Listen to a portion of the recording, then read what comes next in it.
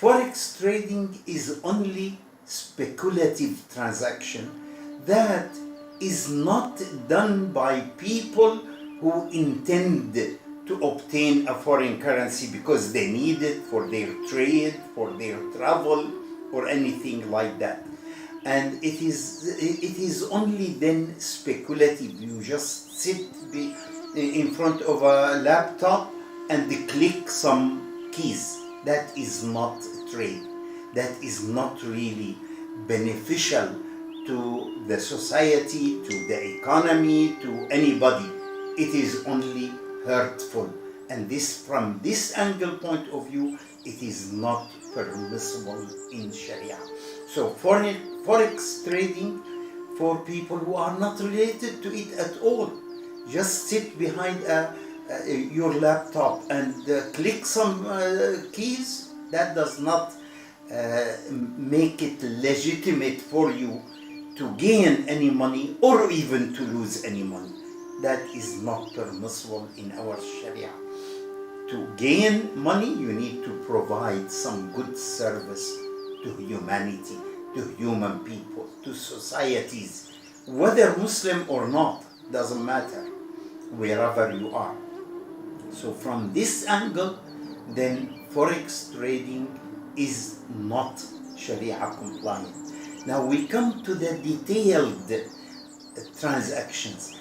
Forex trading, even those trading that are called on the internet Sharia compliant, and we have a fatwa for it, and some of them put fatwa, and some of these fatwas imply that what they are doing is haram, but they depend on that the people will not really read the fatwa, and when they read it, they do not even understand it. Forex trading, you put a deposit with the Forex company, and then based on this deposit, you can buy in pairs. What does that mean is that you can buy, for instance, Japanese yen for US dollars, or European euro for Australian dollar, or Canadian dollar for Saudi riyal, for instance. You can buy always in pair. And this buy in pairs means that you really are not paying from your deposit. The deposit that you have is taken as a security. You are not paying from it. And that means, again, that it is not on the minute individual transactions that the transaction is permissible, because when you buy and sell, you have to take hand to hand. The Prophet ﷺ requires that hand to hand should be a condition when you deal with currencies.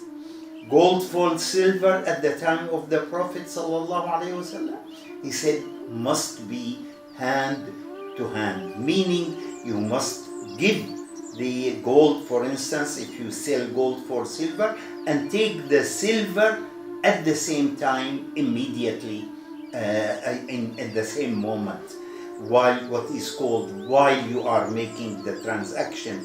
In the sitting of the contract, in Arabic it's called Majlisi al-Aqd. So here then, again, the detailed conditions that are required when you deal with currencies are not fulfilled in Forex trading.